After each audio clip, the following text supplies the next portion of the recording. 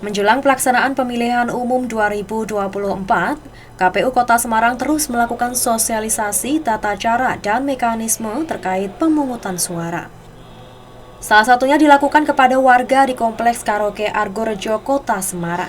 Dalam sosialisasi yang digelar di Balai Pertemuan Paguyuban Karaoke Argorejo atau PAKAR tersebut, ratusan warga tampak antusias mendengarkan pemaparan dari KPU berkaitan dengan teknis memilih dan juga mekanismenya. Termasuk jumlah surat suara yang diterima oleh pemilih. Petugas menerangkan contoh surat suara yang nantinya akan digunakan dalam menyalurkan hak pilihnya. Ketua KPU Kota Semarang mengatakan, sosialisasi di Argorejo dilakukan untuk memberikan pemahaman dan kesadaran warga agar dapat menggunakan hak pilihnya. Karena di Argorejo ditengarai banyak warga dari luar Kota Semarang. Sehingga mereka jika ingin menggunakan hak pilihnya di Kota Semarang, maka harus mencari surat pindah memilih dari daerah asalnya dan didaftarkan ke KPU Kota Semarang.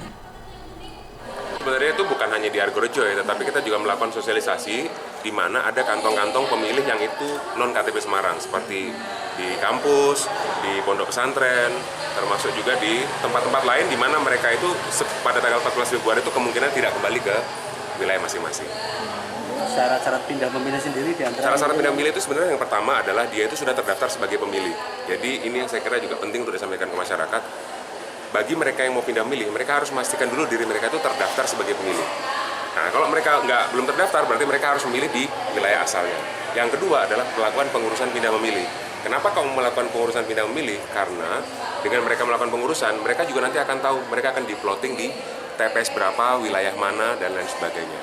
Pun termasuk ketika mereka sudah melakukan pengurusan, otomatis data mereka di wilayah asalnya itu juga dinonaktifkan. Sehingga surat suara yang nanti sudah terproduksi dan terdistribusi untuk bapak atau ibu itu di wilayah asalnya, itu bisa digunakan untuk mereka yang pindah memilih di wilayah sana. Sementara itu, warga luar Semarang yang tinggal di Kompleks Karaoke Argorejo mengaku senang dengan adanya sosialisasi ini. Sebab mereka masih dapat menggunakan hak suaranya meskipun tidak pulang ke kampung halaman.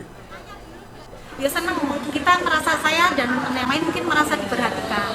Sebagai perantau kita diperhitungkan. Terima kasih banyak. Jadi nanti mau milihnya tetap di Semarang? Iya, kita nggak bisa pulang. Ya. KPU sendiri membuka pendaftaran pindah memilih mulai tanggal 15 Desember 2023 hingga tanggal 15 Januari 2024. Dari Semarang, Tutuk Carita melaporkan.